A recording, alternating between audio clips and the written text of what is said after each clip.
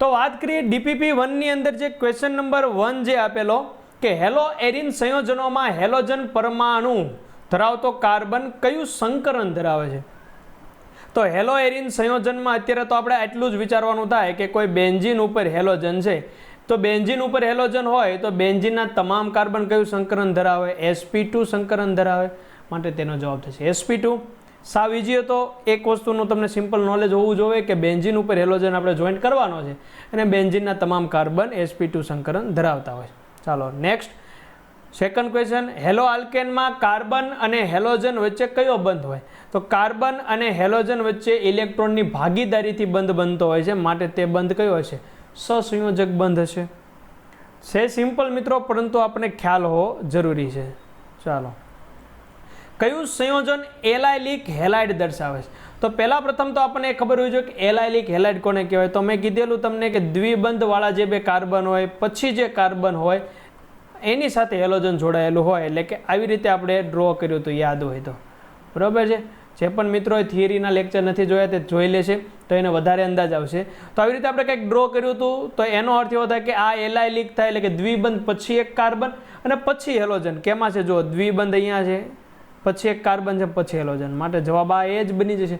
બીજા બાકીના કોઈ ઓપ્શનની અંદર તે ઓકે નથી થતું। આ જે છે એ કોણ થશે? તો આ જે છે તે તો દ્વિબંધ સાથે જોડાયેલું, તો એને ડાયરેક્ટ વિનાઇલ કહી શકાય, તો એ તો છે જ નહીં, બરાબર છે। ચાલો નેક્સ્ટ,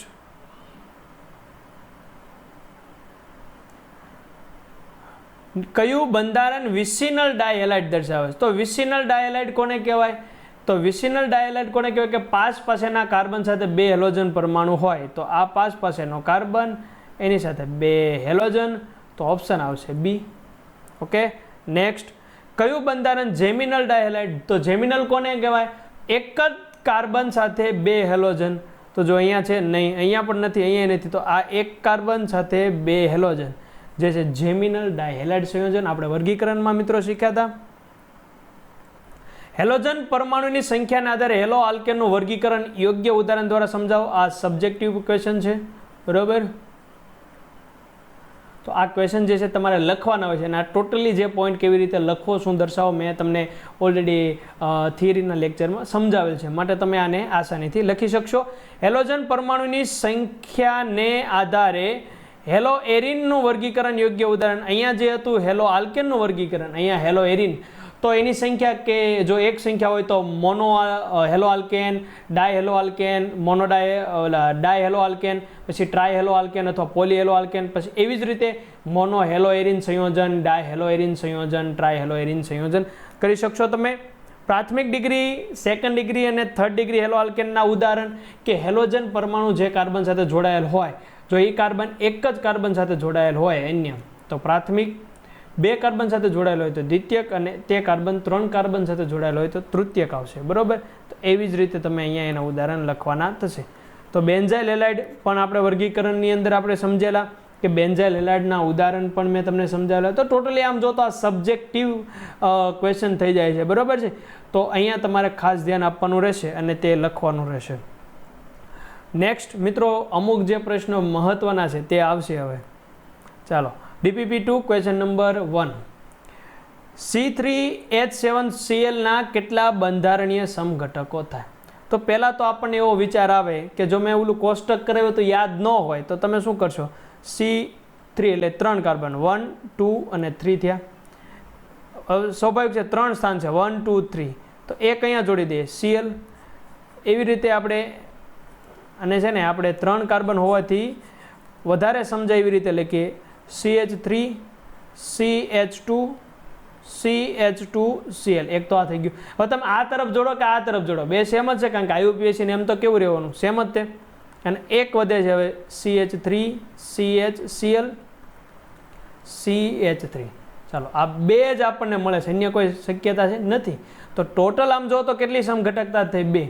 બીજું એ કે આને શોર્ટકટ રીતે યાદ રાખવા માટે મેં તમને એક ટેબલ લખાવેલું, C1 હોય તો 1, C2 હોય તો 1 સમઘટક, C3 હેલોજન માટેની જ અહીંયા વાત હતી, C3 જો હોય તો 2, C4 હોય તો 4 અને C5 હોય તો શું આવશે? 8। તો અહીંયા જો તો C3 જે 2, તો 2 આવી ગયો જવાબ, સાવ ઈજી છે મિત્રો. ચાલો નેક્સ્ટ, કયું સંયોજન દ્વિતીયક હેલાઇડ દર્શાવે છે? એટલે અહીંયા 4 ઓપ્શન આપ્યા છે મિત્રો. ચારેય ઓપ્શનમાં આપણે ગોતવાનું રહેશે દ્વિતીયક હેલાઇડ. તો પહેલા પ્રશ્ન તો આપણને એ થાય ને કે દ્વિતીયક હેલાઇડ કોને કહેવાય? તો હેલોજન પરમાણુ જે કાર્બન સાથે જોડાયેલ હોય તે અન્ય બીજા 2 કાર્બન સાથે જોડાયેલો હોવો જોવે, તો એને કહેવાય દ્વિતીયક હેલાઇડ. ચાલો, આઇસોપ્રોપાઇલ ક્લોરાઇડ. તો આઇસોને કઈ રીતે દર્શાવી શકાય? વાય શેપ યાદ કરો, CH3 અને અહીંયા CH અને આ ક્લોરાઇડ કીધું એટલે ક્લોરીન. તો જુઓ તો કે આ હેલોજન સાથે આ કાર્બન અન્ય 2 કાર્બન સાથે જોડાયેલો છે, તો માટે આ થઈ ગયું દ્વિતીય. તમે બાકીના ઓપ્શન જે છે ચેક કરી શકો છો, પણ તે નહીં હોય. જોઈ લઈએ આઇસોબ્યુટાઇલ. તો આઇસો તો આ રીતે જ બનશે મિત્રો, CH3 અહીંયા H અને અહીંયા આવશે CH2Cl. તો જો તો હેલોજન જે કાર્બન સાથે જોડાયેલો છે તે એક જ કાર્બન સાથે જોડાયેલો, તો આ તો છે પ્રાથમિક, તો એ તો આપણો ઓપ્શન નથી. બરોબર છે. N propyl chloride. તો તમે કાર્બનની ચેન કરી શકો છો એન પ્રોપાઇલ ક્લોરાઇડમાં. તો કે એક ક્લોરીન લઈ લઈએ અથવા CH3 CH2Cl N propyl chloride થઈ ગયો. એન બ્યુટાઇલ ક્લોરાઇડ તો સેમ, અહીંયા 4 કાર્બન કરવાના છે, CH3 CH2 CH2Cl. તો મિત્રો આની અંદર જોઈએ તો આ પણ પ્રાથમિક છે, આ પણ પ્રાથમિક છે, એક જ છે દ્વિતીયક, જે ઓપ્શન એ છે. તો તે આપણો બની જશે જવાબ. બરોબર છે. ચાલો નેક્સ્ટ, કયું સંયોજન પ્રાથમિક, દ્વિતીયક, તૃતીયક અને ચતુર્થક કાર્બન પરમાણુઓ ધરાવે છે? તો આપણે તમામ સંયોજન લખવા પડશે ને પછી એને પ્રાથમિક, દ્વિતીયક ને તૃતીયક, ચતુર્થકમાં વર્ગીકરણ કરવું પડશે. અહીંયા 2, 3, 5 ડાયમિથાઇલ પેન્ટેન આપ્યું છે. તો મિત્રો અહીંયા ડાયમિથાઇલ છે, પણ એક વસ્તુ ધ્યાન રાખજો, આ 5 ને કેન્સલ કરી દેજો. તો તમે એક બાય મિસ્ટેક ભૂલ થયેલી છે. બરોબર છે. પેન્ટેન એટલે કે 5 CH3 CH અહીંયા એક CH3 થઈ ગયું 2 મિથાઇલ, પછી CH અહીંયા 3 મિથાઇલ થઈ ગયું, પછી નેક્સ્ટ જે ટોટલ 3 4 અને 5 થયા. બરોબર. હવે અહીંયા એક સંયોજન લખી નાખીએ. અહીંયા જે છે આવશે 2 2 આવશે. શું આવશે? 2 2. સુધારો કરી નાખજો તમે પણ તમારી બુકની અંદર. CH3 C અહીંયા CH3 આવશે, અહીંયા CH3 થઈ ગયું 2 2 ડાયમિથાઇલ. નેક્સ્ટ તો કે CH ક્લોરો એટલે Cl. બરોબર છે. અને અહીંયા પેન્ટેન સુધી જવાનું તો 3 થયા, 4 અને આ થઈ ગયું 5. ચાલો અહીંયા જોઈએ 3 3 dimethyl pentane, CH3 CH2 carbon, અહીંયા જોઈએ તો CH3 CH3 અને અહીંયા જોઈએ તો CH2 CH3. ચાલો 2 3 4 ટ્રાયમિથાઇલ પેન્ટેન. તો CH3 CH લઈએ તો અહીંયા CH3 આવી જશે, તો CH CH3 CH અહીંયા CH3 અને આ જે છે CH3. ઓકે. હવે આપણે કરવું પડશે એનું પ્રાથમિક, દ્વિતીયક, તૃતીયક કે જે છે તે ગણવું પડશે. ચાલો અહીંયા આ થઈ ગયો કાર્બન પ્રાથમિક, આ કાર્બન થઈ ગયો 1 2 3 તૃતીયક. બરાબર. આ બધા પ્રાથમિક જ આવશે. આ થઈ ગયો તૃતીયક કાર્બન, આ થઈ ગયો દ્વિતીયક, આ થઈ ગયો પ્રાથમિક. ચાલો અહીંયા કોઈ ન મળ્યું, આ ઓપ્શનમાં જતા રહીએ. આ થઈ ગયો પ્રાથમિક, આ થઈ ગયો તૃતીયક, આ પ્રાથમિક, પ્રાથમિક ડિગ્રી, પ્રાથમિક, પછી આ જે છે તો આવશે તૃતીયક 1 2 3. બરાબર છે. આ પણ તૃતીયક અને આ જે છે પ્રાથમિક. ચાલો આ છે પ્રાથમિક, દ્વિતીયક, પછી આ ચતુર્થક અહીંયા મળે, પણ અહીંયા તો આ પ્રાથમિક જ રહેવાના છે. બરાબર છે. આ થઈ ગયું દ્વિતીયક અને આ થઈ ગયું પ્રાથમિક. તો આ 3ની અંદર તો આપણને બધા જ ન મળતા. જો અહીંયા જો પ્રાથમિક મળ્યું, દ્વિતીયક મળ્યું, તૃતીયક મળ્યું, ચતુર્થક તો ન મળ્યું, એ કેન્સલ. અહીંયા ચતુર્થક મળ્યું તો તૃતીયક ન મળ્યું તો એ કેન્સલ, તૃતીયક મળ્યું તો ચતુર્થક ન મળ્યું, કેન્સલ. સ્વાભાવિક છે, જવાબ આ જ આવતો હશે. જોઈ લઈએ. પ્રાથમિક, આ ચતુર્થક, અહીંયા પ્રાથમિક, આ પ્રાથમિક, ક્લોરીન તો આપણે જોવા નથી. તો આ જે થઈ ગયું એ કયો છે? તો કે તૃતીયક, દ્વિતીયક અને પ્રાથમિક થઈ ગયું ને. તો શું આવશે? ઓપ્શન નંબર ક્વેશ્ચન 3 નો ઓપ્શન નંબર જે બી છે તે આપણો શું બની જશે? જવાબ બની જશે. તો નેક્સ્ટ પ્રશ્ન જોઈએ. ક્વેશ્ચન નંબર 4, CH3 કાર્બન અહીંયા છે ને 2 મૂકવાના છે. બરોબર છે. C2H5 એટલે કે CH2CH3, સેમ અહીંયા પણ CH2CH3 અને અહીંયા આવશે CH2Cl, બરાબર. IUPAC નામ લખવાનું છે, બીજું કોઈ વસ્તુ નથી અહીંયા. તો આનું IUPAC નામકરણ જણાવો એવું આપણે કીધું, તો સ્વાભાવિક છે અહીંથી નંબરિંગ આપીએ 1 2 3 4. તો 2 ઇથાઇલ 2 ઇથાઇલ આવશે, 2 મિથાઇલ. હવે જો અહીંયા આ નામે થઈ શકે 1 ક્લોરો 2 મિથાઇલ પ્રોપેન. નામ તો આ થાય પણ જોઈએ ઓપ્શનની અંદર, કારણ કે ક્લોરોનો C આવશે, પરંતુ આની અંદર આપણને મિથાઇલ અગાઉ આપ્યું છે તો કાંઈ વાંધો નહીં, પણ જવાબ તો B જ આવે, પણ આપણે આને ચેન્જ કરી શકશું. 2 ઇથાઇલ 1 ક્લોરો 2 મિથાઇલ પ્રોપેન. ચાલો નેક્સ્ટ. અહીંયા ધ્યાન આપજો, આ ક્વેશ્ચનને છે ને સ્ટાર લગાડી દેજો, ભૂલ પડવાની સંભાવના છે. ક્યારેય કોષ્ટકને અહીંયા ન વિચારતા, કારણ કે C6H4 જે છે ને બેન્ઝીન છે, કે બેન્ઝીન જે છે C6H6 હોય. એક ક્લોરીન આવ્યો તો એક હાઇડ્રોજન ગયો, બ્રોમિન આવ્યો તો હજી એક હાઇડ્રોજન ગયો, માટે C6H4 થઈ ગયું. એટલે કે બેન્ઝીનની વાત આપણે કરવાની છે. તો બેન્ઝીનની અંદર જે ક્લોરીન અને બ્રોમિનથી વિસ્થાપિત થઈ ગયેલું હોય, બરાબર છે, તો કેટલા આપણને સમ ઘટકો મળે? તો એક તો ક્લોરીન અને એક થઈ ગયું બ્રોમિન. ચાલો આ કયું થઈ ગયું? ઓર્થોવાળું. સેકન્ડ જોઈએ, નામ કોઈ લખવાની અત્યારે આપણે જરૂર નથી, કારણ કે આપણે તો ગણતરી કરીને આપવાનું છે. એક ક્લોરીન એક બ્રોમિન. હવે કોઈ શક્યતા ખરી? તો હજી એક શક્યતા છે, પહેલા સ્થાન ઉપર જવા દઈએ બ્રોમિનને. ચાલો એક શક્યતા જે આ હતી ક્લોરીન અને આ થઈ ગયું બ્રોમિન. હવે જો તો હવે કોઈ શક્યતા ખરી? હવે કોઈ શક્યતા છે? હવે તમે એમ કહો કે જો હું આ રીતે લખું તો ચાલો બ્રોમિનને આ તરફ અહીંયા લઈ લઉં તો જુઓ તમે, આ જે છે બંને ઇક્વલ જ થઈ ગયા. નામ તો બંનેના IUPAC નામ કેવા આવવાના? એક સરખા જ આવવાના. એટલે એક વસ્તુ ખાસ ધ્યાન રાખવાની, કારણ કે આપણે જે કીધું હતું કે આમ જુઓ તો જ્યારે કોઈ બેન્ઝીનનું જે એક ગ્રુપથી વિસ્થાપિત થયું હોય તો કે આ ઓર્થો સ્થાન છે તો આ પણ ઓર્થો સ્થાન છે, આ મેટા સ્થાન છે તો આ પણ મેટા સ્થાન છે, અને આ સ્થાન જે છે પેરા.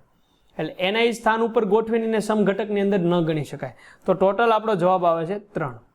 મિત્રો હવે જે ક્વેશ્ચન આવે છે તે ખૂબ જ મહત્વનો છે, કારણ કે ત્યાં આના કરતાં પણ વધુ ભૂલ પડી શકશે, બરોબર. તો એને પણ સ્ટાર લગાડી દેજો. C6H3Cl Br અને I, એક બેન્ઝીનની અંદર ક્લોરીને છે, બ્રોમિને છે અને આયોડીને છે, તો એના કેટલા સમઘટકો થાય? ભૂલ પડશે, માટે પહેલા ધ્યાન આપો, સમજી લો, પછી એને લખજો. ચાલો પહેલા હું જ્યારે આવી રીતનો જ્યારે કોઈ પ્રશ્ન હોય તો એક વસ્તુ યાદ રાખવાની કે 3 છે એમાંથી 2 ને ફિક્સ કરતું જવાનું, એકને ફેરવતું જવાનું, બરોબર છે. ચાલો આ થઈ ગયું બેન્ઝીન, આ ક્લોરીન અને આ બ્રોમિન, બરોબર. હવે હું આયોડીનને સેટ કરું છું, પહેલા અહીંયા ગોઠવું છું 1, બરોબર. ક્લોરીન અને બ્રોમિનને આપણે એક જ સ્થાને રાખશું, ક્લોરીન બ્રોમિન. ચાલો આયોડીનને ચેન્જ કરું છું. હવે જો અહીંયા 1 2 આ 3 આ 4, હવે જો અહીંથી જ હું ગણું 1 2, બરોબર છે, આપણે ત્યાં લખીએ એટલે તમને વધારે અંદાજ આવશે. આ થઈ ગયું 1 2 3, અને અહીંયા આપણે લીધું 1 2 3 4, તો હજી આમ જઈએ તો 5 અને 6 આવે ને, કારણ કે અહીંયા વિસ્થાપિત છે માટે. તો આપણે હજી આગળ ચાલી શકીએ. તમે IUPAC નામકરણ એનું 1 2 3 માં કરશો તો તમને ખ્યાલ આવશે. તો આ થઈ ગયું ક્લોરીન, આ થઈ ગયું બ્રોમિન, અહીંયા ગોઠવાઈ ગયું, અહીંયા ગોઠવાઈ ગયું, તો આ થઈ ગયું. કારણ કે તમે અહીંયા 1 આ 2 આ 3 આ 4 અને આ 5 લગાડી શકો. હજી 6 નંબરનું સ્થાન છે. ચાલો આ થઈ ગયું ક્લોરીન, આ થઈ ગયું બ્રોમિન, અને આ 6 નંબરના સ્થાન ઉપર થઈ ગયું આયોડીન. કેટલા થયા? 4. હવે આપણે બ્રોમિનનું સ્થાન બદલીએ, અને આમ જો તો ચક્રીય સંયોજન છે, તમે બધાને બદલશો ને તો એના એ સંયોજન રિપીટ થવાના છે, હમણાં જોઈ લેજો. આ સ્થાન કર્યું, તો હવે હું એ લઉં છું અહીંયા આયોડીન. તો 1 2 ઉપર આયોડીન આવ્યું, બરોબર છે ને, 3 ઉપર બ્રોમિન આવ્યું. તમારે ફક્ત શું કરવાનું રહેશે? તો 1 2 3 એવા નંબરિંગ આપશો તો પણ તમે એને ડિફરન્ટ રીતે અલગ કરી શકશો. તો આ ક્લોરીન, અહીંયા બ્રોમિન મેં લઈ લીધું, હવે અહીંયા તો આયોડીન આવવાનું નથી, તો સ્વાભાવિક છે અહીંયા આયોડીન આવશે. તો કારણ કે 1 2 આ 3 4 3 4 ઉપર આવી ગયું, 3 4 ઉપર બ્રોમિન આયોડીન હતું જ નહીં. ચાલો હવે નેક્સ્ટ જોઈએ. બેન્ઝીન, આ ક્લોરીન, અહીંયા બ્રોમિન. હવે જો અહીંયા આયોડીન તો મેં લઈ લીધું, તો સ્વાભાવિક છે અહીંયા આયોડીન લઈએ, 3 થયા. હજી એક આપણને સ્ટ્રક્ચર મળશે. શાંતિથી વિચારજો મિત્રો, નકર અહીંયા ભૂલ પડવાની સંભાવના ખૂબ જ વધારે છે. હવે અહીંયા લઈ લેવું આયોડીન. કેટલા થઈ ગયા? 8 થયા. ચાલો હવે આપણે એક કામ કરીએ, સ્થાન બદલી લઈએ. અહીંયા ક્લોરીન, અહીંયા બ્રોમિન કરી દઈએ. બરોબર. તો અહીંયા હું લઉં છું હવે આયોડીન. ચાલો હવે આ થઈ ગયું ક્લોરીન, આ થઈ ગયું બ્રોમિન, અને અહીંયા લઉં છું આયોડીન. હવે જોજો, હવે તમે હું કલર ચેન્જ કરું છું એટલે વધારે મજા આવશે. આ બેન્ઝીન, બરોબર છે, લાઈન ટુ લાઈન જ ચાલીએ આપણે. ક્લોરીન, આ બ્રોમિન. હવે તમે એમ કહો કે અહીંયા આયોડીન, તો મને એમ કહો કે આ 1 2 3 4 એ રીતે ગણવા જઈએ અને આ રીતે ગણવું 1 2 3 4. ફરક શું આવ્યો? 3 4 ઉપર સેમ જ આવ્યું. એટલે હવે જ્યારે તમે આગળ જેટલા સ્ટ્રક્ચર કરશો તે બધા રિપીટ થવાના છે. શું થવાના છે? રિપીટ. તો 1 2 3 4 5 6 7 8 9 અને 10. 10 મળ્યા. કેટલા? 10. તો આપણો જવાબ અહીંયા છે. કેટલા આવે છે? 10 બંધારણીય સમઘટકો આવે. તો આ પ્રશ્ન મિત્રો તમને જો આવડ્યો હોય ડીપીપી ની અંદર તો કોમેન્ટની અંદર યસ લખો, અને જો ન આવડ્યો હોય તો કોમેન્ટની અંદર ન લખો, અને તમે કહી શકશો કે હવે મને સમજાઈ ગયું છે, કે મારા કોન્સેપ્ટ ક્લિયર થઈ ચૂક્યા છે. ચાલો નેક્સ્ટ. વિદ્યુત ઋણતાને આધારે નીચેના પૈકી કયો વિકલ્પ સાચો છે? તો એક આ મેં તમને થિયરીની અંદર શીખવાડેલું જ હતું, પરંતુ તમને એક એમસીક્યુની અંદર કેવી રીતે પ્રશ્ન પૂછાય તે માટે રજૂ કર્યું. તો ફ્લોરિનની વિદ્યુત ઋણતા વધુ હોય ક્લોરીન કરતાં. જેમ આવર્ત કોષ્ટકમાં ઉપરથી નીચે જઈએ તેમ આપણને વિદ્યુત ઋણતા ઘટે, માટે ઓપ્શન આવશે એ. ચાલો નેક્સ્ટ. બંધ લંબાઈના આધારે નીચેના પૈકી કયો વિકલ્પ? જેમ આવર્ત કોષ્ટકની અંદર ઉપરથી નીચે જઈએ તેમ પરમાણુ ક્રમાંક વધે. પરમાણુ ક્રમાંક વધે એટલે પ્રોટોનની સંખ્યા વધી, ઇલેક્ટ્રોનની સંખ્યા વધી, ઇલેક્ટ્રોનની સંખ્યા વધી એટલે કક્ષકો વધી, કક્ષકો વધી એટલે કે અણુનું કદ વધ્યું, તો અણુનું કદ વધે એટલે બંધ લંબાઈ શું થાય? વધે. માટે ઓપ્શન આવશે બી, CH3F. આગળ જતા તેનું શું થાય છે? બંધ લંબાઈ વધે. બંધ એન્થાલ્પી. વિદ્યુત ઋણતા વધુ હોય તો પકડ એની કેવી હોય? વધારે હોય. તો વિદ્યુત ઋણતાના જેમ સિમ્પલ છે તે જ રીતે આપણે એને ફોલો કરવાનું રહેશે. તો આ આવી ગયો વિકલ્પ નંબર એ. ઓકે, ચાલો નેક્સ્ટ.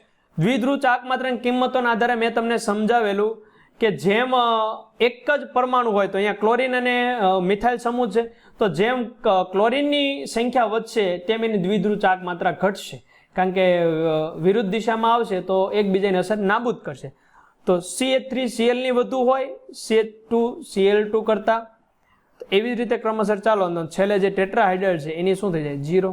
બરોબર છે. તો આ થઈ ગયું. શું આવી ગયું? દ્વિધ્રુવ ચાક માત્રાની કિંમતોના આધારે. નેક્સ્ટ. દ્વિધ્રુવ ચાક માત્રાની કિંમતોને આધારે નીચેના પૈકી કયો વિકલ્પ સાચો છે?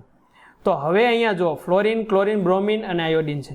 એક વસ્તુ મેં તમને કન્સેપ્ટ સમજાવેલો કે CH3Cl હોય છે, CH3F કોષ્ટક સાથે એની કિંમત સાથે મેં સમજાવેલું, એટલે તે થિયરીના લેક્ચર જોવા જરૂરી છે, જે આપણને યાદ રહી શકે.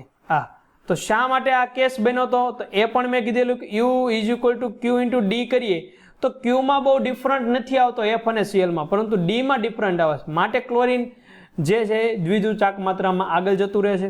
માટે ઓપ્શન જે આવશે આપણી માટે સી આવશે. ઓપ્શન કયો આવશે? સી. નેક્સ્ટ.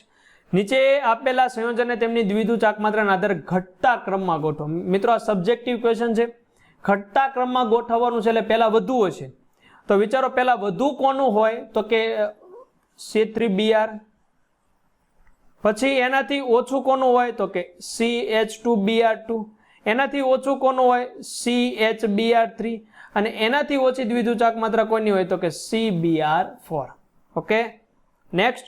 નીચે આપેલા સંયોજનોને તેમની દ્વિધ્રુવ ચાક માત્રાના આધારે ચડતા ક્રમમાં ગોઠવો. તો પહેલા ઓછું પછી વધુ. તો તમે જુઓ તો આ સેમ પ્રશ્ન જે અહીંયા મેં આપેલો છે તે જ પ્રશ્ન અહીંયા ફોલો કરવાનો છે, પરંતુ અહીં સુધી જવાનું છે, Br સુધી. આયોડીન વાળું સંયોજન આપણને અહીંયા આપેલું નથી. તો ચડતા ક્રમમાં ગોઠવીએ તો પહેલા ઓછું, પછી એનાથી વધુ, અને પછી એનાથી વધુ. ચાલો, થઈ ગયો ચડતા ક્રમમાં. તો આ બની જશે આપણો જવાબ. મિત્રો આ પ્રશ્ન મહત્વનો છે. અહીંયા જો શું કીધેલું છે, આવો સેમ પ્રશ્ન આપણે જે થિયરીના લેક્ચર દરમિયાન આપણે જોઈ લીધેલો હતો, કે જેમાં આપણને કીધેલું છે કે 3 ક્લોરોનાઇટ્રોબેન્ઝીન. તો કયા 3 ક્લોરોનાઇટ્રોબેન્ઝીન? તો ઓર્થો હોય, મેટા હોય, પેરા હોય. તો આ સંયોજનોને તેમની દ્વિધ્રુવ ચાક માત્રા આપી. એક આપી 2.5, 3.4 અને 4.3 ડી બાય. બરોબર. તો આપણે જણાવવાનું છે કે ઓર્થોની કઈ દ્વિધ્રુવ ચાક માત્રા થાય, મેટાની કઈ દ્વિધ્રુવ ચાક માત્રા થાય અને પેરાની કઈ થાય. તો મિત્રો તમામ વખતે જેમ આપણે થિયરીમાં સમજાય એવું નથી હોતું, પરંતુ શું કરવાનું? એક સ્ટ્રક્ચર ડ્રો કરવાનું. તો સ્ટ્રક્ચર ડ્રો કરી લઈએ આપણે પહેલાં. ચલો, બેન્ઝીન, ક્લોરોને નાઇટ્રોબેન્ઝીન છે એટલે નાઇટ્રોને ફિક્સ કરી દો અને ક્લોરીનને આપણે ચેન્જ કરી શકીએ. તો કે આ ક્લોરો એક સંયોજન, જેને હું કહી દઉં એ. પછી બીજું સંયોજન આપણે બનાવી લઈએ બી, જેને આપણે સ્થાન બદલી નાખશું. આ નાઇટ્રો, મેટા સ્થાન ઉપર ક્લોરો લઈ લઈએ. અને સી સંયોજન આપણે બનાવીએ મિત્રો, કે જે પેરા સ્થાન ઉપર ક્લોરો હોય. બરોબર છે. તો આપણે મૂકી દઈએ પેરા સ્થાન ઉપર ક્લોરો. ચાલો, નાઇટ્રો થઈ ગયું અને આ થઈ ગયું ક્લોરો. હવે વાત કરવાની મેં તમને સિમ્પલ કીધી હતી કે જ્યારે આવો પ્રશ્ન થાય તો એને દ્વિધ્રુવ ચાક માત્રા વિશે આપણને માહિતી હોવી જોઈએ. NO2 સમૂહ જે છે ઇલેક્ટ્રોન પોતાની તરફ આકર્ષશે. ઇલેક્ટ્રોન પોતાની તરફ શું કરશે? આકર્ષશે. માટે એક આ તરફ થયું તો ક્લોરીન પણ આકર્ષશે.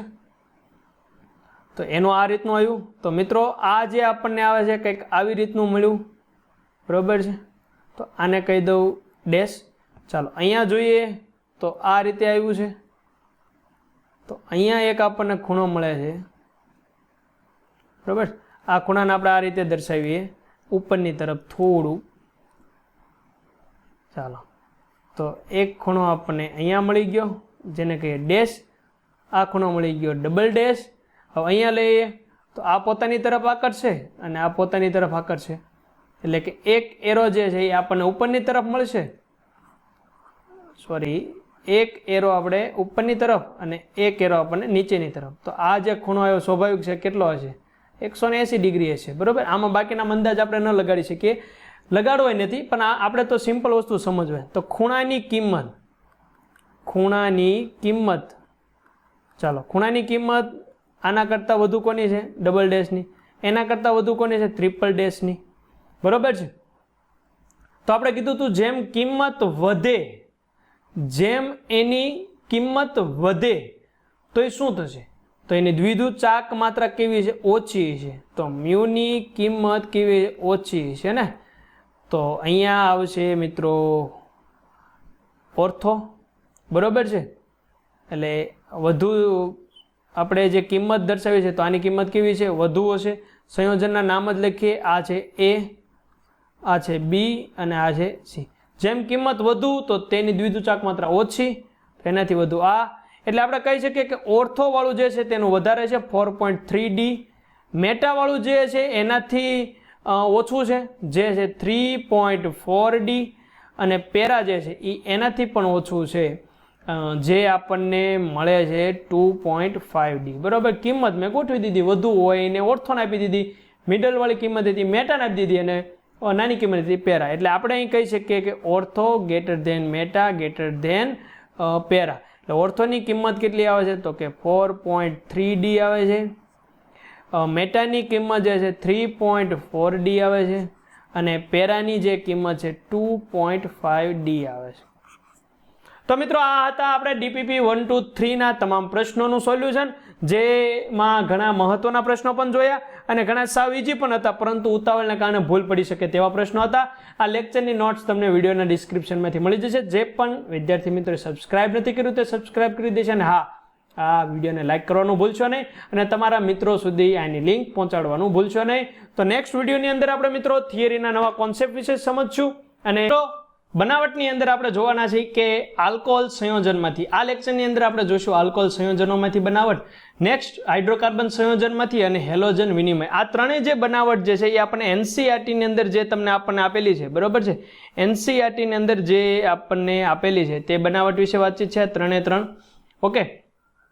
તો ત્રણે ત્રણ બનાવટ આપણને એમાંથી મળી રહેશે, જે સ્ટેપ બાય સ્ટેપ આપણે સમજતા જઈશું. એની સિમ્પલ રિએક્શન શું છે, એની કેવી રીતની પ્રક્રિયા થતી હોય છે, કેવા માધ્યમમાં થતી હોય છે અને એની મિકેનિઝમ શું હોય છે. મિકેનિઝમ સમજવી ઓર્ગેનિક કેમિસ્ટ્રી માટે ખૂબ જ મહત્વની છે, માટે દરેક વિદ્યાર્થીઓ ધ્યાન આપશે.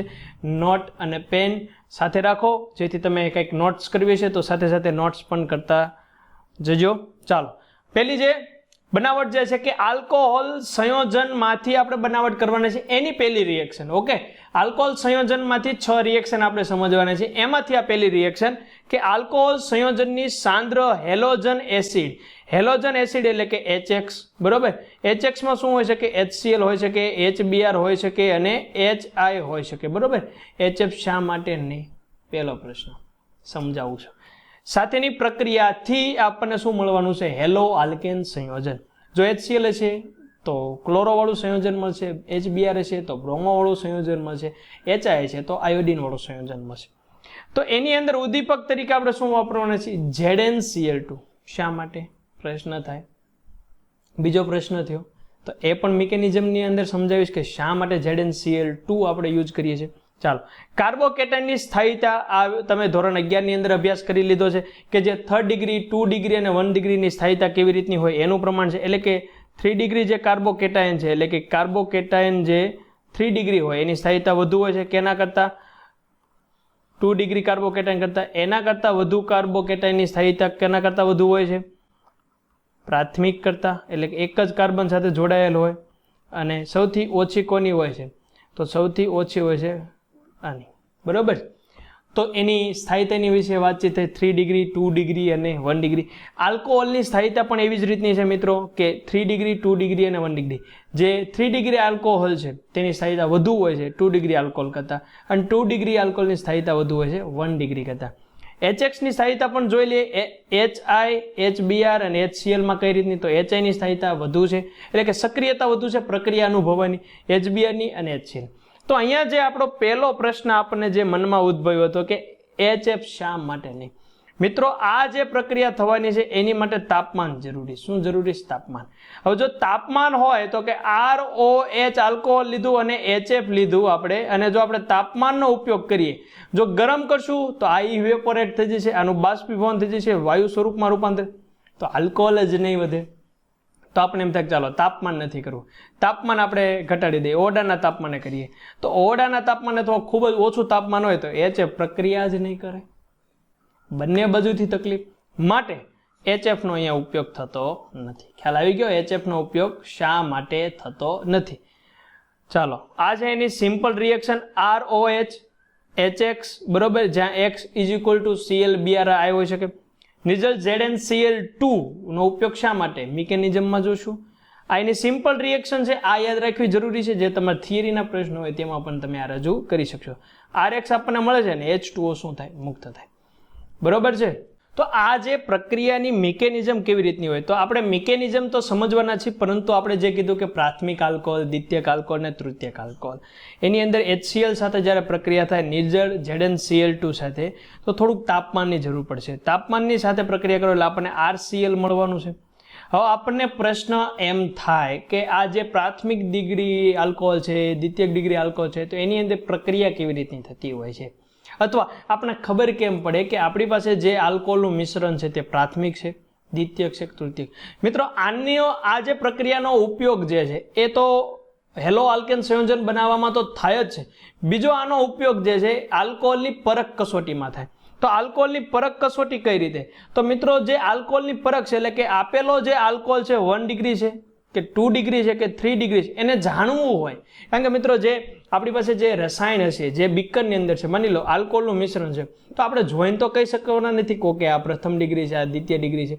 તો આપણે એને પરખ કરવું હોય તો પરખ કરવા માટે આનો ઉપયોગ થાય. તો આ જે કસોટી છે, પરખ કસોટી, તેને કહેવાય લ્યુકાસ કસોટી. શું કહેશું? લ્યુકાસ કસોટી. લ્યુકાસ પ્રક્રિયક કોણ છે? તો કે સાંદ્ર HCl + ZnCl2. તો મિત્રો, આ બની ગયા તમારી માટે MCQ. આ શું બની ગયા? MCQ. તો લ્યુકાસ કસોટી કેની માટે વપરાય? તો કે પ્રાથમિક ડિગ્રી, દ્વિતીયક ડિગ્રી, તૃતીયક ડિગ્રી આલ્કોહોલને પારખવા માટે. તો આપણે ખબર કઈ રીતે પડે કે આ પ્રથમ છે, આ દ્વિતીય છે? જો મિત્રો, જ્યારે 3rd ડિગ્રી આલ્કોહોલ જો માની લો તમારી પાસે હોય અને એની અંદર તમે લ્યુકાસ પ્રક્રિયક એડ કરો, તો તમને ઝડપથી તૈલી બિંદુઓ, ટર્બિડિટી કહેવાય, બરોબર, ઝડપથી તૈલી બિંદુઓ મળશે. એટલે કે ખૂબ જ ઝડપી આપણને મળી જશે તેલી બિંદુઓ. તમને એ મિશ્રણની અંદર તેલી બિંદુઓ, ટર્બિડિટી, થોડુંક મિલ્કીનેસ, વ્હાઇટનેસ પણ આવી જશે. તેલી બિંદુઓ સાથે, તો એ ઝડપથી મળશે. ઇન કેસ જો તમારી પાસે જે મિશ્રણ છે તે દ્વિતીયક આલ્કોહોલ હોય તો તમને એ મળતા કેટલી સમય લાગશે? 5 મિનિટ જેટલો સમય લાગશે. કેટલો? 5 મિનિટ, બરોબર. અને પ્રાથમિક આલ્કોહોલ હોય તો ખૂબ જ ધીમી પ્રક્રિયા છે. કેવી? ખૂબ જ ધીમી પ્રક્રિયા છે. એટલે એવું બને કે ન પણ મળે. એટલે કે આપણને ખ્યાલ આવી ગયો, જો પ્રાથમિક ડિગ્રી આલ્કોહોલ આપણી પાસે હોય તો તેલી બિંદુ અથવા વ્હાઇટ જે ટર્બિડિટી છે આપણને નહીં મળે. જો 5 થી 10 મિનિટ જેટલો સમય લાગે તો એનો અર્થ એવો થયો કે દ્વિતીયક ડિગ્રી આલ્કોહોલ છે. અને ઝડપથી તમે જેવો લુકાસ પ્રક્રિયા એડ કરો તરત જ તમને એના તેલી બિંદુઓ અથવા ટર્બિડિટી જો મળી જાય તો એનો અર્થ એવો થયો કે આપણી પાસે જે આલ્કોહોલ સંયોજન છે તે કયું છે? તો 3rd ડિગ્રી આલ્કોહોલ સંયોજન છે. એટલે આ જે પરખ કસોટી છે એની માટે પણ ઉપયોગી છે. માટે આપમાં ખાસ તમે એને MCQ માટે નોંધી લેશો. ચાલો હવે જોઈએ આપણે મિકેનિઝમ, જે મજા આવશે એની અંદર. ખાસ ધ્યાન આપજો. પ્રથમ ડિગ્રી આલ્કોહોલ હોય, બરોબર છે, એની HCl સાથેની પ્રક્રિયા કેવી રીતે થાય આ તો આપણને મળે છે. તમે એમ કહી દો તો એક સિમ્પલ વસ્તુ તો એ જ છે કે આલ્કોહોલમાંથી હેલો આલ્કેન બનાવે તો સ્વાભાવિક છે કે OH સમૂહને દૂર કરો અને હેલોજન સમૂહને એડ કરી દો. વાત આ સાચી છે, બરોબર છે, પરંતુ કેવી રીતે એડ થાય તે સમજો. પરંતુ એક પ્રશ્ન આપણને પહેલી સ્લાઇડમાં એક મળ્યો હતો કે અહીંયા નિર્જળ ZnCl2 શા માટે? અહીંયા ZnCl2 લીધું શા માટે? તો એક કામ કરીએ, પહેલા આપણે પ્રક્રિયા કરીએ નિર્જળ ZnCl2 ની ગેરહાજરીમાં, બરોબર. એવું સમજી લો કે આપણી પાસે હજી ZnCl2 નથી પ્રક્રિયા માટે. એટલે જે પ્રાથમિક આલ્કોહોલ જે આપણને મળવાનું છે તે કેવી રીતે મળશે? તો અહીંયા એક ઉદાહરણ લેવું પડશે, બરોબર. CH3CH2 પ્રોપેનોલ લઈએ, બરોબર, અને આ થઈ ગયું OH. અને હવે આપણે એની HCl સાથે પ્રક્રિયા કરીએ. હવે અહીંયા ZnCl2 આપણી આગળ નથી, બરોબર. ZnCl2 ની શું છે? ગેરહાજરી. વિચારો મિત્રો, ઓક્સિજન ઉપર જે છે આ ઇલેક્ટ્રોન યુગ્મ છે, HCl માં H+, Cl-. તો આ જે ઓક્સિજન પરના જે ઇલેક્ટ્રોન જે છે તે H+ પર એટેક કરશે. હવે તમે એ વાત સમજો કે H+ ઉપર જ્યારે એટેક થાય તો આપણે આ જે એરો દર્શાવ્યો કઈ રીતે? તો વધુ ઇલેક્ટ્રોનથી ઓછા ઇલેક્ટ્રોન તરફ આ એરો દર્શાવવામાં આવે, બરોબર. વધુ ઇલેક્ટ્રોનથી ઓછા એરા તરફ જોડાય છે તો એ અહીંયા જ તે, પરંતુ એરો આ રીતે દર્શાવવામાં આવે. તો આ આપણને શું મળવાનું છે? તો આ આપણને મળે CH3 CH2 CH2, બરોબર છે. અને અહીંયા આપણને મળી ગયું OH અને આ હાઇડ્રોજન ત્યાં જોડાવા માટે OH2. ઓક્સિજન ઇલેક્ટ્રોનનું શું કર્યું? દાન કર્યું હોવાથી માટે એની ઉપર શું આવશે? ધન વીજભાર. અને આ તો ઇલેક્ટ્રોન યુગમાં પડ્યા છે. મને એમ કહો કે ઓક્સિજન ઉપર ધન વીજભાર ક્યારે શોભા કરે? ન કરે ને, કારણ કે એને તો ઇલેક્ટ્રોન આપીને પણ બંધ બનાવે છે. એટલે કે એની ઉપર ઋણ વીજભાર હોય શકે, બીજાના ઇલેક્ટ્રોન સ્વીકારી પણ શકે, પરંતુ ઓક્સિજન ઉપર ક્યારેય ધન વીજભાર હોય નહીં. માટે હવે તે શું થશે? આ OH2 જે છે, OH2 જે છે તે H2O સ્વરૂપે મુક્ત થઈ શકે. તે કેના સ્વરૂપે? H2O સ્વરૂપે મુક્ત છે. કઈ રીતે થશે? તો કે આ બંધ જે છે એના જે ઇલેક્ટ્રોન છે ઓક્સિજન સ્વીકારી લે છે. ઓક્સિજન સ્વીકારી લે તો CH3 CH2 CH2, બરોબર છે, H2O તો મુક્ત થઈ ગયું. તો આની ઉપર હવે શું આપણને મળ્યું? તો આની ઉપર મળ્યું આપણને પ્લસ. મિત્રો આ કોણ છે? તો કે પ્રાથમિક કાર્બોકેટાયન, બરોબર. પ્રાથમિક કાર્બોકેટાયન આવ્યું. મિત્રો પ્રાથમિક કાર્બોકેટાયનની સ્થાયીતા કેવી? સ્થિરતા કેવી? બહુ જ ઓછી. તો આ પ્રક્રિયા ક્યારેય શક્ય નથી. માટે આપણે હવે શું કર્યું? નિર્જળ ZnCl2 ને લઈ આવ્યા. નિર્જળ ZnCl2 ની હાજરીમાં હવે જોજો હવે પ્રક્રિયા કઈ રીતે થાય છે, બરોબર. નિર્જળ ZnCl2 ની હાજરીની અંદર પ્રક્રિયા જે થાય ને એ જોવા જેવી છે. જોજો, ખાસ સમજો. CH3 CH2, અહીંયા CH2 અને અહીંયા હતું OH, બરોબર છે, અને અહીંયા ઇલેક્ટ્રોન. ચાલો, જ્યારે પ્રક્રિયા ZnCl2 સાથે થાય તો આ જે HCl જે છે, બરોબર, અને અહીંયા છે ZnCl2. તો આપણને ખ્યાલ છે કે ZnCl2 જે છે એ શું છે? મને એમ કહો. તો એ છે લુઈસ એસિડ છે. ઇલેક્ટ્રોન યુગ્મ સ્વીકારે અને આ જે ઇલેક્ટ્રોન યુગ્મ દાન કરે છે, માટે આ શું છે? લુઈસ બેઝ છે. તો આ જે ઇલેક્ટ્રોન જે છે એ ZnCl2 ને દાન કરશે, એટલે કે એની સાથે બંધ બનાવશે. તો હવે બંધ બન્યો CH3 CH2 CH2, અહીંયા ઓક્સિજન અને એનો તો હાઇડ્રોજન છે એમના, અને એની સાથે જોડાનો ZnCl2. બરોબર. તો ઓક્સિજન ઉપર પ્લસ અને ZnCl2 ઉપર માઇનસ, કારણ કે એને ઇલેક્ટ્રોન સ્વીકારે. હવે શું પ્રક્રિયા થાય? હવે મિત્રો આ ZnCl2 જે છે આ OH ને દૂર થવામાં મદદ કરે છે. OH ને દૂર થવામાં શું કરે છે? મદદ કરે છે. માટે એની સાથે પહેલા બંધ બનાવે. હવે બંધ બની ગયા બાદ હવે શું થવાનું છે? તો મિત્રો હવે જે થશે, આ જે ઇલેક્ટ્રોન જે છે ઓક્સિજન ઉપર કયો વીજભાર આવી ગયો? ધન વીજભાર આવી ગયો. માટે તે આ ઇલેક્ટ્રોનને શું કરશે? સ્વીકારશે. આ ઇલેક્ટ્રોનને શું કરશે? સ્વીકારશે. બરોબર છે. એ જેવા ઇલેક્ટ્રોનને સ્વીકારે તે જ સમયે HCl માંથી Cl માઇનસનો એટેક ડાયરેક્ટ અહીંયા થઈ જશે. Cl માઇનસનો એટેક ડાયરેક્ટ ક્યાં થઈ જશે? અહીંયા થઈ જશે. તો આપણને ડાયરેક્ટલી રીતે એક જ સાથે આ પ્રક્રિયા થવાની છે. તો આપણને શું મળશે? CH3 CH2 CH2 અને અહીંયા આવી જશે Cl. બરોબર છે. HCl માંથી Cl માઇનસનો એટેક ડાયરેક્ટ અહીંયા. તો H પ્લસ વધ્યો, એ H પ્લસ આ OH સાથે રિએક્શન કરશે અને H2 સ્વરૂપે મુક્ત થશે. અને ZnCl2 તો આપણે ઉદ્દીપક લીધો તે આપણે દૂર થઈ જશે.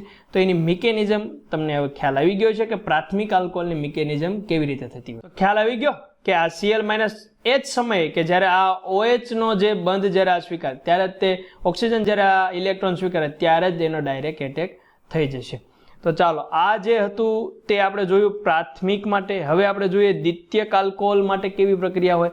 તો દ્વિતીયક આલ્કોહોલ માટે લઈ લઈએ CH3 CH2 અહીંયા CH અને CH. આ થઈ ગયો દ્વિતીયક આલ્કોહોલ અને અહીંયા OH. Same as it is. પહેલા ZnCl2 સાથેની પ્રક્રિયા કરવાની. આ મિકેનિઝમ છે મિત્રો, મિકેનિઝમ છે. આ ઇલેક્ટ્રોન સ્વીકારશે માટે બનાવશે CH3 CH2 CH. ઓકે. અને અહીંયા લખી નાખીએ CH3 આ ઓક્સિજન, આ હાઇડ્રોજન, અહીંયા આવશે ZnCl2. બરોબર. અહીંયા આવશે પ્લસ અને આ છે માઇનસ. હવે અહીંયા આપણે શું કરવાનું? ઓક્સિજનને જે ધન વીજભાર આપણને મળ્યો છે, બરોબર, તો તે ધન વીજભાર સાથે તો સ્થાયી નથી, માટે તે આ ઇલેક્ટ્રોન સ્વીકારશે. બરોબર છે. અને તે જ સમયે Cl માઇનસ આની ઉપર શું કરશે? એટેક કરશે.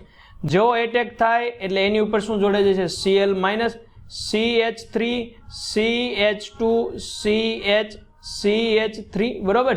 અને અહીંયા જોડાઈ ગયું શું? Cl. બરોબર. તો આ જો આ શું બની ગયું? દ્વિતીયક હેલો આલ્કેન. તો જો પ્રાથમિક આલ્કોહોલ લીધું હોય તો આપણે પ્રાથમિક આલ્કાઇલ હેલાઇડ એટલે કે પ્રાથમિક હેલો આલ્કેન મળે છે. દ્વિતીયક આલ્કોહોલ લીધું હોય તો આપણને દ્વિતીયક હેલો આલ્કેન એટલે કે આલ્કાઇલ હેલાઇડ મળે છે. એવી રીતે તૃતીય. ચાલો નેક્સ્ટ જોઈએ તો તૃતીયક આલ્કોહોલ માટે તો કે CH3 CH2 અહીંયા કાર્બન, અહીંયા CH3 અહીંયા CH3. એ યાદ રાખજો કે જે દ્વિતીયક અને પ્રાથમિક માટે તાપમાનની થોડીક રિક્વાયરમેન્ટ વધી જશે, જ્યારે તૃતીયક આલ્કોહોલ માટે તાપમાનની રિક્વાયરમેન્ટ રહેતી નથી. કારણ કે જો કાર્બોકેટાયન બને તો પણ કયો કાર્બોકેટાયન બનવાનો છે? તૃતીયક, જે સ્થાયી હોય છે. ચાલો આ થઈ ગયું ઓક્સિજન, તેની ઉપરના ઇલેક્ટ્રોન અને એની રિએક્શન આપણે જોઈએ તો HCl અને ZnCl2 સાથે થાય એટલે કે આ ઇલેક્ટ્રોન આ સ્વીકારશે માટે બનાવશે CH3. સેમ જ પેટર્ને ચાલવાનું છે.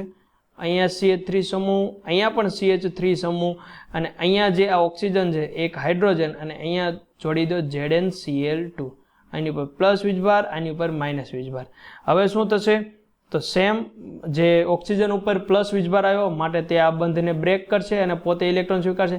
તે જ સમયે Cl માઇનસ આની ઉપર શું કરી દેશે? એટેક કરી દેશે. માટે થઈ જશે CH3 CH2 અહીંયા કાર્બન CH3 આ થઈ ગયું CH3 અને અહીંયા આપણને મળશે Cl. તો આ મળી ગયું આપણે તૃતીયક આલ્કાઇલ હેલાઇડ. તો તૃતીયક આલ્કોહોલ ROH HCl નીચે ZnCl2 ની રિક્વાયરમેન્ટ શા માટે હોય છે, કેવી પ્રક્રિયા થતી હોય છે, એની મિકેનિઝમ શું હોય તે આપણે સમજી લીધા બાદ હવે જતા રહીએ આપણે નેક્સ્ટ રિએક્શન ઉપર. સેકન્ડ રિએક્શન જોઈએ મિત્રો. એક રિએક્શન આપણે કમ્પ્લીટ કરી કે આલ્કોહોલમાંથી આપણને જે મળે છે તેમાં HX નો ઉપયોગ કરીએ. બરોબર. તો કેવી રીતે પ્રક્રિયા થાય? હવે સેકન્ડ જે રિએક્શન છે કે આલ્કોહોલની NaBr સાથેની પ્રક્રિયા થાય H2SO4 ની હાજરીમાં, તો RBr એટલે કે હેલો આલ્કેન મળે છે, NaHSO4 અને પાણી મુક્ત થાય. તો મિત્રો પ્રશ્ન એમ થાય કે અહીંયા H2SO4 શું કરે છે? એવું કરી શકાય ને કે ROH ની આપણે પ્રક્રિયા NaBr સાથે કરીએ તો આપણને NaBr માં Na પ્લસ Br માઇનસ, તો Br આની સાથે જોડે જાય RBr અને OH માઇનસ હોવાથી તે આપણને NaOH સ્વરૂપે મુક્ત થઈ જાય. આવું બની શકે ને. તો અહીંયા H2SO4 ની શું જરૂર? રિએક્શન તો આ થાય છે. મિત્રો જે પ્રક્રિયા આપણે ડાયરેક્ટલી રીતે લખી નાખતા હોય આવી રીતે, તો એવી રીતે થતી હોવી જરૂરી નથી. શું તકલીફ આવે સમજાવું. આ જે ROH એ શું છે? પ્રબળ બેઝ. અહીંયા શું છે? પ્રબળ બેઝ. જ્યારે આ પ્રક્રિયા થાય એટલે નિપજમાં તમને શું મળ્યું? NaOH, જે પ્રબળ બેઝ. પ્રક્રિયાની અંદર જ્યારે પ્રબળ બેઝ મળ્યું તો પ્રબળ બેઝ હોવાને કારણે ફરીથી તે RBr નો બંધ તોડી નાખશે. RBr નો બંધ તૂટી જાય તો ફરીથી પાછું આલ્કોહોલ મળી જશે. આપણે તો હેલો આલ્કેનની જરૂર હતી ને, તો આલ્કોહોલ આપણને બની ગયું. તો આલ્કોહોલ તો આપણો પ્રક્રિયા કરતો તો ફરીથી પ્રક્રિયા પાછી ચાલે છે. માટે પ્રબળ બેઝની અસર ઘટાડવા માટે અહીંયા આપણે જરૂર પડશે પ્રબળ એસિડની. માટે આપણે લઈ આવ્યા છીએ H2SO4. શું લઈ આવ્યા? H2SO4. ખ્યાલ આવી ગયો? તો આ પ્રક્રિયા કેવી રીતે થતી હોય તે શીખવા માટે આપણે પ્રાથમિક ડિગ્રી આલ્કોહોલ, દ્વિતીયક ડિગ્રી આલ્કોહોલ અને તૃતીયક ડિગ્રી આલ્કોહોલની મિકેનિઝમ જોઈએ. સૌપ્રથમ જોઈએ આપણે પ્રાથમિક ડિગ્રી આલ્કોહોલની. તો પ્રાથમિક ડિગ્રી આલ્કોહોલ માટે આ પ્રક્રિયા કેવી રીતની થતી હોય તો કોઈ ઉદાહરણ લઈએ. CH3C. જો આપણે તમામ ઉદાહરણને પ્રોપેનોલ સાથે લઈએ એટલે શું છે કે તમામ જગ્યાએ એક સરખું તમને લાગશે. CH2 અને આ થઈ ગયું OH. બરોબર છે. તો આ જે પ્રક્રિયા જે થતી હોય છે એ કેવી રીતની થાય છે? તો સમજો કે આ જે પ્રક્રિયા જે છે H2SO4 ની હાજરી લઈએ કે H2SO4 ની હાજરીમાં, તો આ ROH જે છે તો તે પ્રક્રિયા H2SO4 માંથી પહેલા H+ સાથે કરશે, કારણ કે H2SO4 શું આપશે? H+. તો ROH જે છે એમાં આ ઓક્સિજનના જે ઇલેક્ટ્રોન છે એ પહેલા H+ ને દાન કરશે અને બનાવશે ROH2. હવે વિચારો કે ઓક્સિજન ઉપર શું આવી ગયો? ધન વીજભાર. શું કામ? કે એને ઇલેક્ટ્રોન આપ્યા. ઓક્સિજન ઉપર ધન વીજભાર હોય તો એ તો સારી વસ્તુ નથી. માટે તે આ બંધને શું કરશે? બંધના ઇલેક્ટ્રોન પોતે સ્વીકારશે.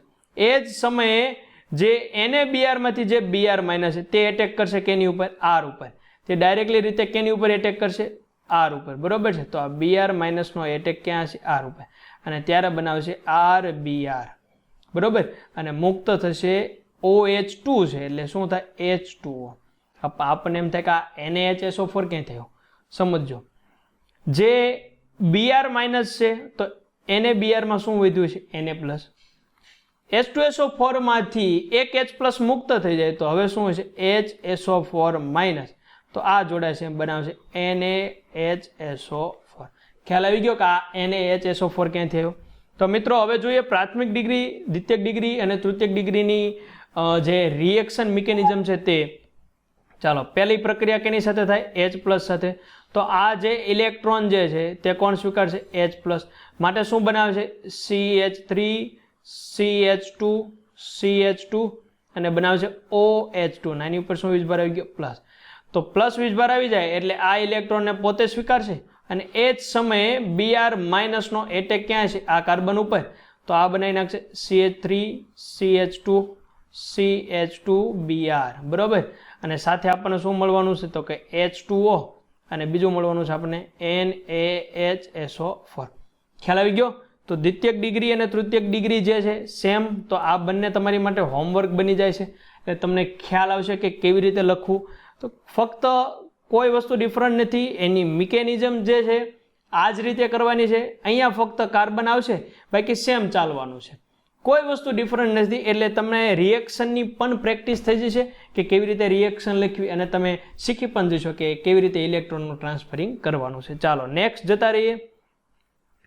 NCERT લખાણ સંબંધિત પ્રશ્ન 2. હવે મિત્રો આ જે પ્રશ્ન નંબર 2 છે NCERT ની અંદર લખાણ સંબંધિત ઇન્ટેક ક્વેશ્ચનનો પ્રશ્ન છે અને ખૂબ જ મહત્વનો છે.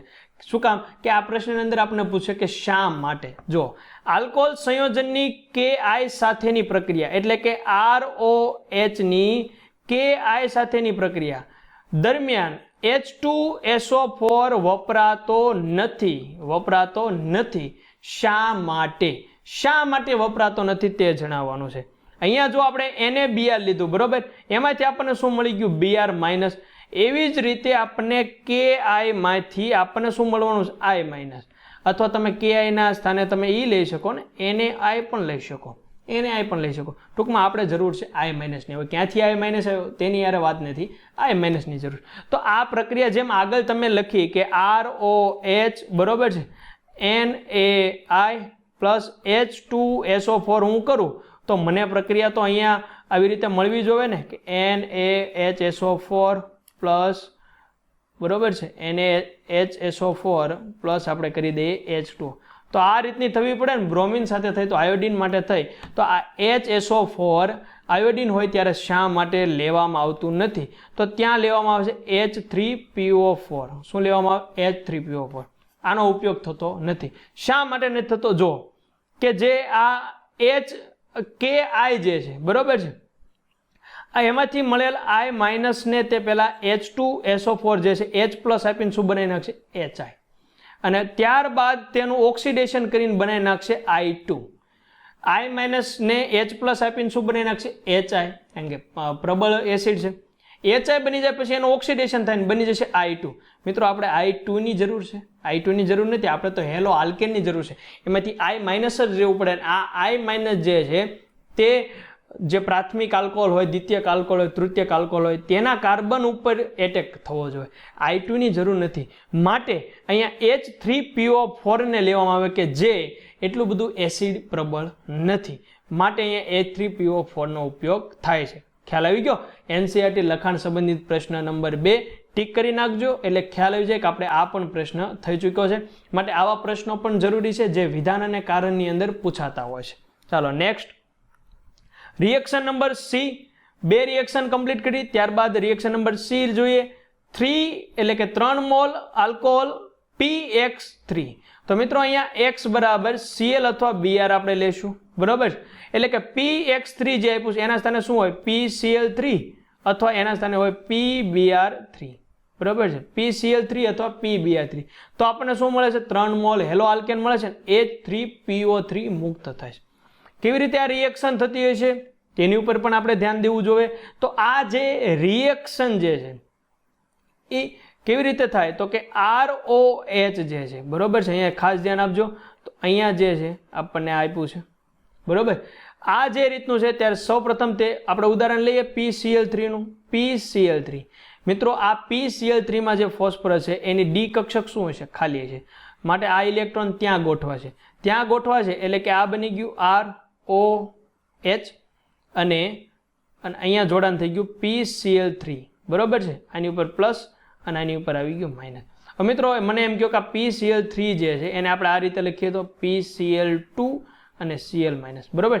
શા માટે મેં લખ્યું તેની મિકેનિઝમને સમજવા માટે તો આ PCl3 છે હવે આ જે ક્લોરીન છે એનો એટેક હશે આ હાઇડ્રોજન ઉપર તો આ બંધ શા માટે એટેક થયો કારણ કે ઓક્સિજન ઉપર જ્યારે પ્લસ વીજભાર આવ્યો તો આ બંધના ઇલેક્ટ્રોનને પોતે લઈ લેવા છે કારણ કે H+ ને સરળતાથી રિમૂવ કરો તો આ H+ ક્યારે રિમૂવ થાય Cl સાથે જોડાય ત્યારે તો આ જ્યારે રિમૂવ થાય તો આપણને શું મળે H+ અને Cl- મિત્રો રિમૂવ થતું હોય તો ત્યાંથી આપણને મળશે HCl શું મળશે HCl બરોબર HCl તો એક રિમૂવ થઈ ગયો તો અહીંયાથી HCl રિમૂવ થઈ ગયો એટલે આ બની ગયું R આ O અહીંયા P અને અહીંયા થઈ ગયું Cl બરોબર અહીંયા શું મળી ગયું Cl તો હવે જે આ બન્યું એની અંદર પ્રક્રિયા કેવી રીતની થશે તો મિત્રો આ જે પ્રક્રિયા છે સ્ટેપ બાય સ્ટેપ એવી રીતે આગળ વધશે કે જે Cl-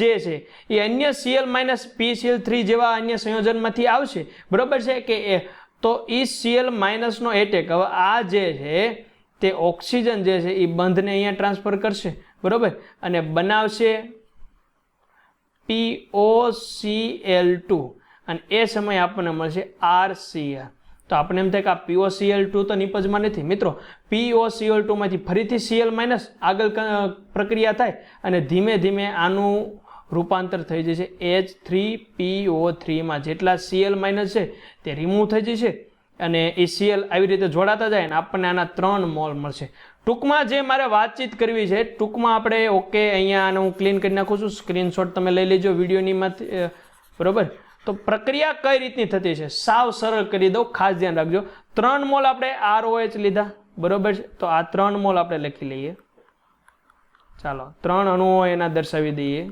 થઈ ગયા એની પ્રક્રિયા આપણે કેની સાથે કરી PCl3 તો આ Cl અહીંયા Cl અને આ Cl તો આ પ્રક્રિયા જે કરી કેવી રીતની થતી છે તો જે આપણને આ મળ્યું છે કે ROH 3 મોલ છે અને PCl3 3 મોલ, તો મિત્રો જુઓ કે આ જે છે ડાયરેક્ટલી રીતે તમે કહી શકશો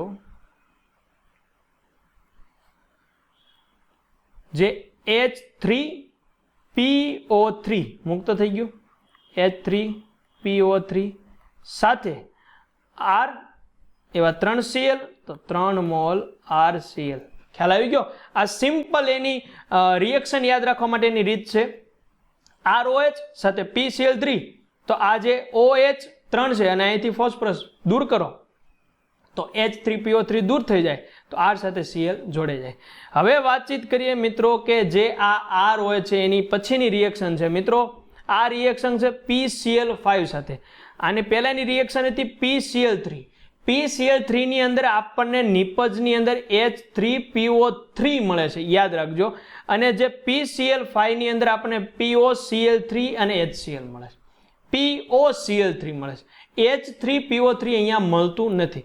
બીજી અહીંયા વાત થાય કે આ PCl5, PCl3, PBr5 કે PBr3 શા માટે? તો મિત્રો આ જે PCl5, PBr3 હોય કે PCl3 હોય, PBr3 હોય ને હજી એક રિએક્શન આપણે જોઈશું SOCl2. આ જે છે ઓક્સિજન સ્વીકારનાર ગ્રુપ છે. ગમે ત્યાં ઓક્સિજન વાળું સંયોજન હોય ને પોતે ખેંચી લે છે. ઓક્સિજન કેવા છે? ઓક્સિજન સ્વીકારનાર ગ્રુપ છે. ગમે એ રીતે બંધમાં છે તેને ખેંચી જ લે છે અને ત્યાં તે હેલોજન આપી દે છે, બરોબર છે? તો આ બધા કેવા છે? ઓક્સિજન સ્વીકારનાર ગ્રુપ છે. એટલે આ જે મેં અહીંયા તમને કોષ્ટક આપ્યું છે ખાસ લખી લેજો.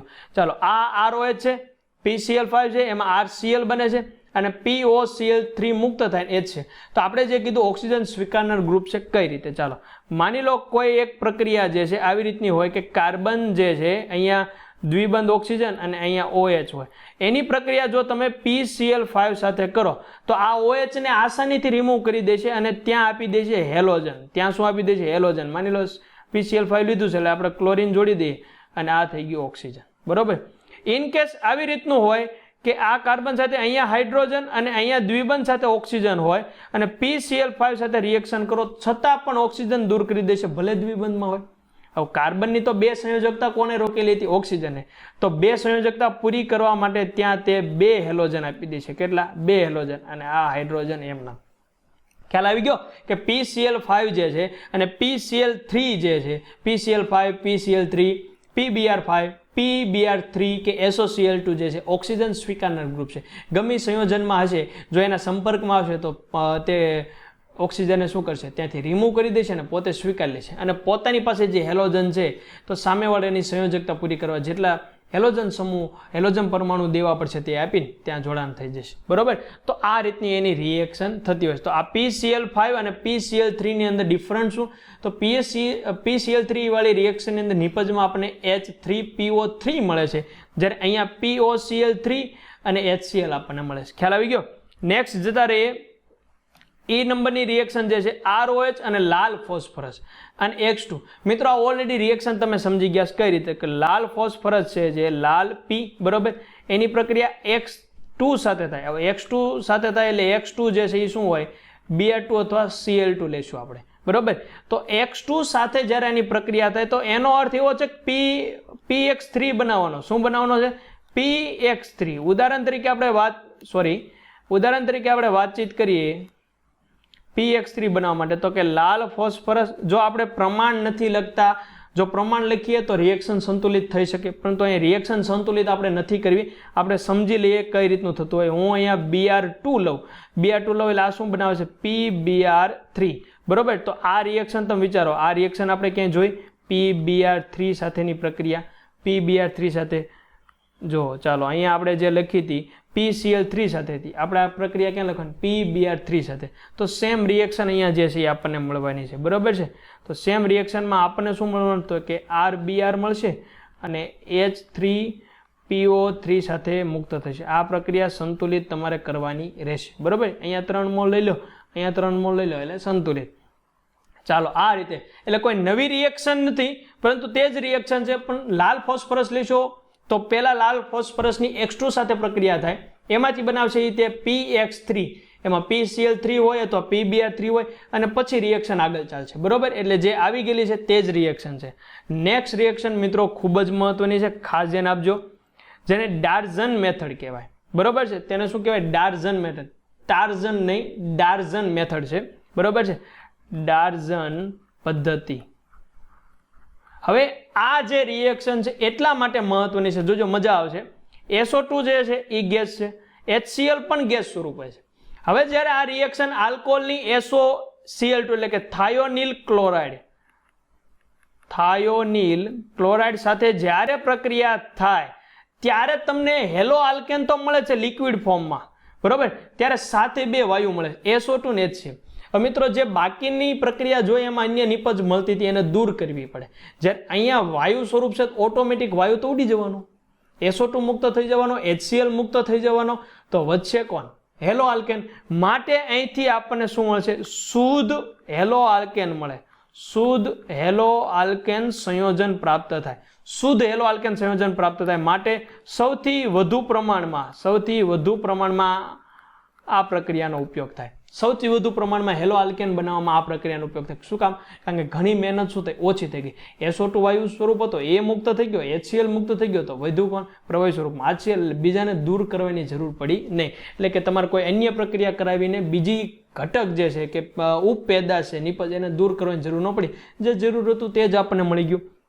હવે મારે એક વાત એ કરવી છે કે તમે જો કોઈ અધર રેફરન્સ બુક વાંચશો અથવા કોઈ પણ જગ્યાએ તમે સાંભળ્યું હોય કે અહીંયા પિરિડીન જેવો શબ્દ અહીંયા આ ડાર્ઝન પદ્ધતિની અંદર જોવા મળે છે, આ એક્સ્ટ્રા માહિતી છે, ખાસ ધ્યાન આપો. આ રિએક્શન તો છે જ તે, પરંતુ આપણે વાત કરવી છે અહીંયા પિરિડીનની ગેરહાજરી, બરોબર. જે પિરિડીન શબ્દ હું બોલ્યો છું એ પિરિડીનની ગેરહાજરીમાં જે રિએક્શન કેવી રીતની થતી હોય અને પિરિડીનની હાજરીમાં રિએક્શન કેવી રીતની થતી હોય, નિપજ તો સેમ જ મળે છે, પરંતુ ડિફરન્સ શું આવે? પિરિડીનની ગેરહાજરી, બરાબર. તો પહેલા પ્રથમ તો તમને પિરિડીન એટલે ખબર હોવું જોઈએ કે જે એક વિષમ ચક્રીય સંયોજન જે છે આ છે પિરિડીન, બરાબર. તો આની ગેરહાજરીની અંદર તો ROH જે છે તે પ્રક્રિયા કઈ રીતે કરશે? SOCl2 સાથે, તો ઓક્સિજન સાથે આ દ્વિબંધ છે, અહીંયા ક્લોરીન છે અને અહીંયા ક્લોરીન છે, બરાબર.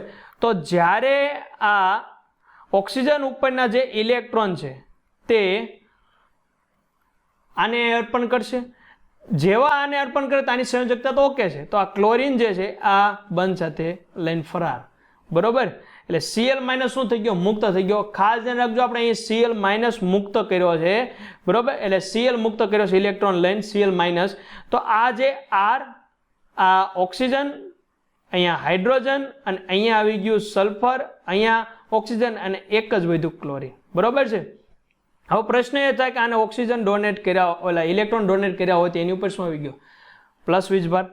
હવે જ્યારે પ્લસ વીજભાર જે આવ્યો તે શું થાય છે? કેવી રીતે રિમૂવ થાય છે? તો એ રિમૂવ જે છે આના જે બંધ જે છે, બંધમાંના ઇલેક્ટ્રોન તે પોતે સ્વીકારશે. તો H+ ક્યાં થાય? તો તમે જે રિમૂવ કર્યો તો Cl- એ આ H+ ઉપર એટેક કરશે, બરોબર. આ Cl- ક્યાંથી આવ્યો? જે પહેલા રિમૂવ કર્યો તો તે. માટે આપણને જે છે શું મળી ગયું?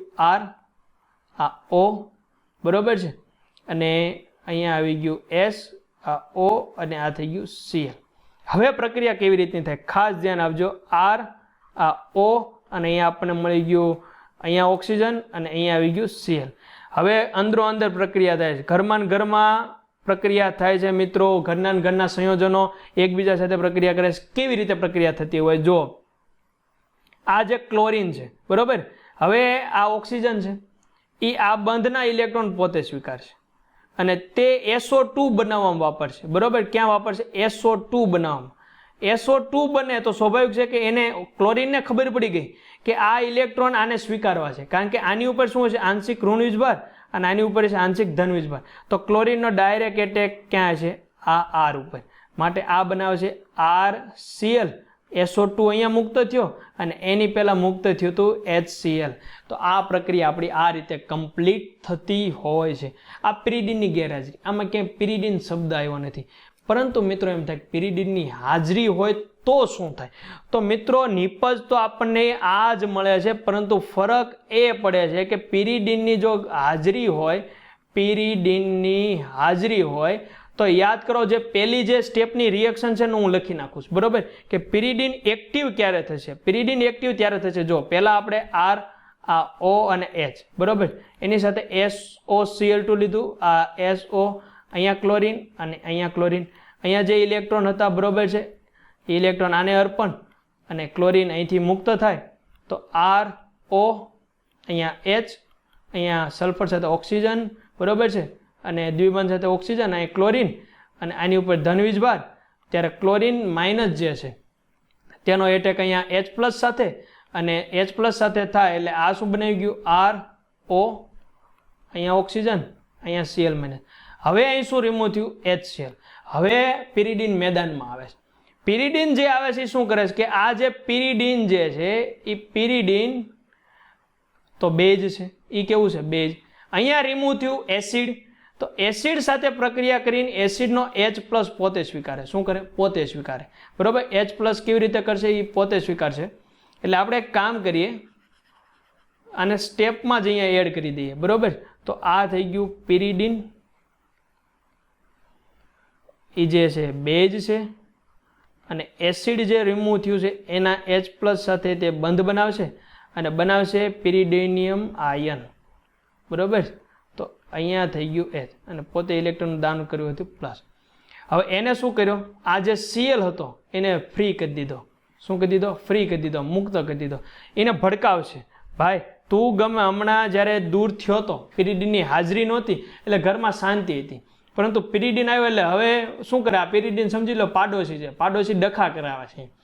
હવે એની હાજરી આવી એટલે એ ક્લોરીનને ભડકાવે છે કે તારો આમાં શું ભાગ? તને તો અહીં રિમૂવ કરી દીધો ને, અને જે ઘરનો જે ક્લોરીન હતો એને જ ભાગ લઈ લીધો, તને તો કાંઈ મળ્યું નહીં. એટલે એને શું થઈ ગયું? એક એની ઉપર એમ થઈ ગયું કે ના, મારે ભાગ લેવો છે આ પ્રક્રિયામાં. તો આપણને જે આ મળ્યું હતું RO, અહીંયા સલ્ફર, અહીંયા ઓક્સિજન, અહીંયા ક્લોરીન, તો ક્લોરીન અહીંયા પ્રક્રિયા કરવાનો હતો ને, તો એની જગ્યાએ આ ક્લોરીન માઇનસ આયન અહીંયા પ્રક્રિયા કરશે અને R સાથે બંધ બનાવશે, એટલે બનાવશે ClR, અને SO2 મુક્ત થશે, અને આ ક્લોરીનને ન છૂટકે અહીંથી દૂર થવું પડશે. બરોબર.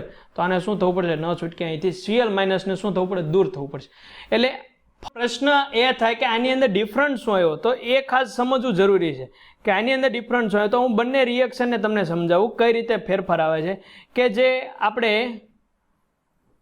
માની લો કે આ રિએક્શન આપણે લીધી, બરોબર છે, જે એમાં અહીંયા OH માઇનસ છે, ચાલો, એટલે કે આપણે આને આ રીતે દર્શાવી દઈએ, આ OH, એટલે કે તમે આનાથી પરિચિત હશો આ બે વસ્તુથી. બરોબર છે, કે જો બહારની તરફ એ ઘટક આવતો હોય, બહારની તરફ એ ઘટક આવતો હોય તો આપણે આ રીતે દર્શાવીએ છીએ. બરાબર. અને પાછળની તરફ ઘટક આવતો હોય તો એને આપણે આ રીતે દર્શાવીએ. બરાબર. એટલે કે અવકાશીય ગોઠવણીની વાત છે. તો અહીંયા જ્યારે આપણે SOCl2 પિરિડીનની ગેરહાજરી હતી તો સેમ એ સ્થાને આપણને ત્યાં, બરાબર, સેમ એ સ્થાને આપણને ત્યાં શું મળી ગયું? ક્લોરીન મળી ગયું. ત્યાં શું મળી ગયું? ક્લોરીન. પરંતુ જો તમે પિરિડીનની હાજરી લ્યો, બરાબર, પિરિડીનની હાજરી લઈ લ્યો, SOCl2, બરાબર, પિરિડીનની હાજરીમાં આપણે લઈએ SOCl2, પિરિડીનની હાજરી, ચાલો આ પિરિડીનની હાજરી થઈ ગઈ. તો એની અંદર ફરક એટલો પડશે કે એની અવકાશીય ગોઠવણી બદલે જશે. એટલે કે એની અવકાશીય ગોઠવણી બદલે જશે. અહીંયા ક્લોરીન આવશે. ખ્યાલ આવી ગયો? આ બંનેની અંદર ડિફરન્ટ આવે છે. તો આવી રીતનો ફેરફાર થાય. બીજું કોઈ નહીં થવાનું. નિપજ તો તમને સેમ આ જ મળવાની છે. એટલે જ મેં ClR લખ્યું. એની પહેલાંની નિપજમાં શું હતું? RCl. એટલે તમને ખ્યાલ આવશે. નિપજ તો આપણને એ જ મળે છે, પરંતુ એની અવકાશીય ગોઠવણી શું થાય? બદલે જાય. પિરિડીનનો આ પ્રભાવ છે. ચાલો હવે વાત કરીએ કે અત્યાર સુધી જે તમામ રિએક્શન જોઈએ આપણે આલ્કોહોલમાંથી હેલો આલ્કેન બનાવ્યા, એમાં કઈ કઈ રિએક્શન હતી, તો એનો એક ચાર્ટ બનાવી શકાય. તો એ ચાર્ટ તમારે ખાસ લખો, કારણ કે તમે એ રિવિઝન માટે ચાર્ટ ખૂબ જ મહત્વનો છે. તો ROH માંથી પહેલી તો રિએક્શન આપણે HX પ્લસ ZnCl2 સાથે કરી ત્યારે આપણને મળી ગયું RX, અને તે સમયે આપણે મુક્ત થતું હતું H2O. બરાબર છે. એમાં થોડીક ગરમી આપણે આપતા હતા, પરંતુ અહીંયા આપણે સંતુલિત નહીં કરીએ ચાર્ટની અંદર કોઈ પ્રક્રિયા. પછી નેક્સ્ટ રિએક્શન આપણે જોઈ NaBr સાથે આલ્કોહોલની, એની અંદર H2SO4 ની હાજરી કરી હતી. બરાબર છે. ત્યારે આપણને એક તો RX પ્રાપ્ત થતું હતું, અથવા RBr અહીંયા લખી નાખીએ ડાયરેક્ટ RBr મળતું હતું. સાથે શું મુક્ત થતું હતું? કે NaHSO4 મુક્ત થતું હતું અને H2O મુક્ત થતું હતું. બરાબર.